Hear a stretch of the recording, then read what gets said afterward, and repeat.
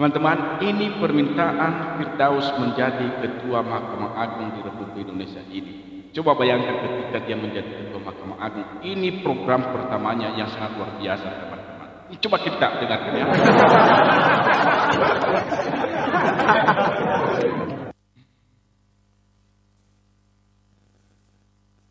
Ini petinggi-petinggi negara yang haus duit dan miskin, iman ini tolong dipecat-pecat, ya.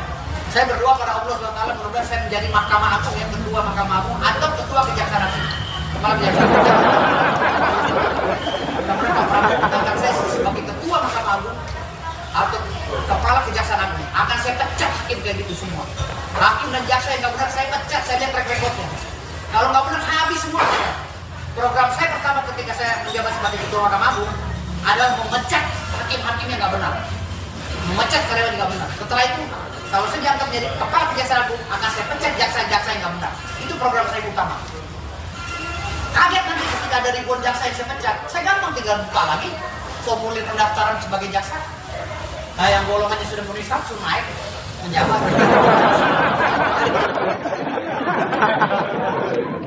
Lucu banget ya abang ini ya, lucu banget ya. Ini sepertinya cita-citanya waktu kecil loh, yang belum tercapai saya rasa. Jadi dia ketika dia menjadi Ketua Mahkamah Agung, andai saja dia berdoa itu dikabulkan oleh Tuhan, Prabowo mengangkat dia jadi Ketua Mahkamah Agung di Republik Indonesia ini.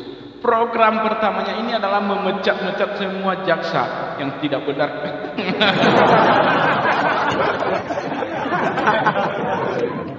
Bayangkan teman-teman, ketika dia menjadi Ketua Mahkamah Agung di Republik Indonesia ini, apa jadinya pengadilan negeri di Republik Indonesia ini? Bayangkan doanya itu dan tujuannya sudah bertentangan banget. Menurut aku nggak mungkin dikabulkan oleh Tuhan, ya kan? Doanya itu sudah tidak benar. Dia memecat-mecat orang. Ya nggak mungkin lah Tuhan mendengarkan doa yang jelek, ya kan? Biasanya orang yang meminta perlindungan dari Tuhan, meminta petunjuk, itu dia berdoa supaya suatu kebenaran yang dia lakukan itu dipertunjukkan oleh Tuhan.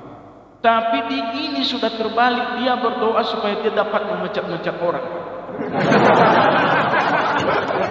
Bagaimana mungkin Tuhannya dapat mendengar? Nggak mungkin lah ya. Mana ada Tuhan yang mau mendengarkan doa yang tidak benar? Nggak ada lah itu menurutku. Kacau ini. Lagian Bang Firdaus ini ketika dia sudah dipecat dari organisasi Kongres Advokat Indonesia, lu mau ngapain lagi? Ya udahlah, kamu tinggal nyangkul di sawah aja, udahlah. Iya. Mending abang membuat sawah di perkampungan atau bagaimana, itu lebih bijak dan bermanfaat bagi semua orang. Daripada abang membuat heboh sejagat maya ini, klarifikasi statement-statement yang tidak berdasar. Mending abang udahlah bikin sawah lah di perkampungan. Kalian tahu nggak sih teman-teman, statement-statementnya ini, apa yang pernah dia sampaikan bahwa dia tidak tahu, dia nggak tahu kapan dia bisa berada di atas meja dan menginjak-injak meja itu. Dia nggak tahu, bahkan dia mengatakan ada orang yang mengangkat dia di meja gitu. Ini orang berarti dia berada di suatu tempat, karena mungkin dia pikir ini adalah tempat berdukunan. Ya kita tahu kan abang kita yang terhormat ini pernah menjadi pengacara ketua perdukunan di Republik Indonesia ini. Dia membela mati-matian para dukun pada saat itu. Saat ini dia nggak tahu, dia nggak sadar dirinya. Wow, itu goib banget ya, dia bisa naik di atas meja. Kemarin dia memberikan suatu klarifikasi di podcastnya Uya Kuya, berbeda lagi. Apa yang dia sampaikan? Bahwa dia itu mempunyai ilmu silat loh teman-teman.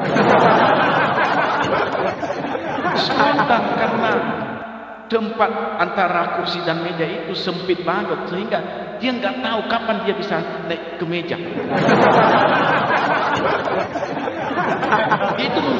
ilmu silat. Ya, jadi wow, apakah seperti itu kah ilmu silat itu lalu tiba-tiba berada di atas meja? Ya nggak mungkin dong. Bang Firdaus ini kadang-kadang loh, dia cocoknya di mana? Stand up komedi ya kan? Jadi biar bikin heboh netizen ini buat kita ketawa. Tapi kalau dia berada di jalur eksistensinya sebagai pengacara, kan nggak pantas berpendapat seperti ini loh. Kan lucu jadinya. Dikirai seorang pengacara jadi pelawak, ya kan? Lagian juga abang kita si Firdaus ini sudah dipecat dari Komunitas Advokat Indonesia. Ya sudahlah, terbatas dirimu saat inilah. Coba kita lihat nanti ya teman-teman, bagaimana pada tanggal 20 Februari ini ada persidangan selanjutnya yang akan dilaksanakan di Pengadilan Jakarta Utara. Berdasarkan apa yang disampaikan oleh Pengadilan Jakarta Utara bahwa persidangan selanjutnya akan dilaksanakan pada tanggal 20. Jadi kita lihat nanti apakah Firdaus ini bisa hadir sebagai kuasa hukum, bisa hadir sebagai pengacaranya Rasman di persidangan saat itu, apakah tidak? Berarti jika memang dia masih bisa hadir, artinya sia-sialah semua keputusan Mahkamah Agung, sia-sia juga semua keputusan yang telah dikeluarkan oleh Komunitas Advokat Indonesia, dan sia-sia juga pengadilan melaporkan mereka di Barreskrim ataupun di Mabes Polri. Sia-sia semuanya itu laporannya jika masih bisa bersidang. Artinya nggak ada gunanya. Sementara yang dikehendaki Republik Indonesia ini menurutku secara pribadi ya saya kehendaki, walaupun dia tidak dipecat dulu, kalau saya dibatasi dulu supaya dia tidak dapat ikut bersidang ataupun diskorsinglah dirinya dari sebagai tim kuasa hukumnya Rasman, karena ini sudah membuat ricuh, sudah mencoreng marwah pengadilan. Jika memang dia masih bersidang, saya katakan bahwa udahlah, Mahkamah Agung gak ada gunanya, gak ada gunanya loh, sia-sia. Berarti ini Mahkamah Agung takut dengan dia, takut dengan Rasman Nasution.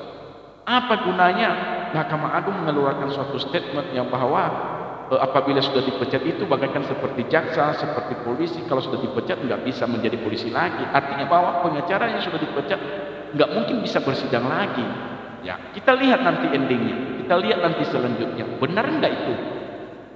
Kalau memang masih dia bersidang, jangan-jangan Republik Indonesia ini hanya berkuat-kuat. Sudahlah, bubarkan aja lah negeri ini. Kalau seperti ini, hanya kepada orang-orang saja, hanya memberikan klarifikasi yang tidak bertujuan saja. Artinya bahwa saat ini Mahkamah Agung mengeluarkan statement, sedangkan praktik di lapangannya tidak seperti yang kita pikirkan.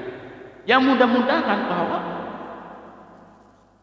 Firdaus Wibowo ini nggak dapat lagi bersidang sepertinya yang disampaikan oleh beberapa orang. Walaupun dia membuat klarifikasi statement begini, menantang Hotman Paris, menantang banyak orang, mengatakan dia telah diterima, dia telah ditawarkan menjadi ketua cabang dari salah satu organisasi advokat. Ya saya pikir bahwa itu hanya statement yang membuat netizen itu supaya wow banget abang ini, padahal di hatinya itu penyesalan yang terjadi, penyesalan.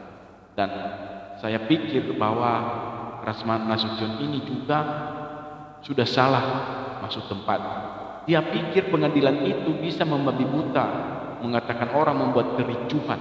Dia pikir dia seenak jidatnya saja membuat kericuhan, dan akibatnya apa? Kepada tim pengacaranya terjadi. Ya, itu aja yang sebelum saya sampaikan. Terima kasih.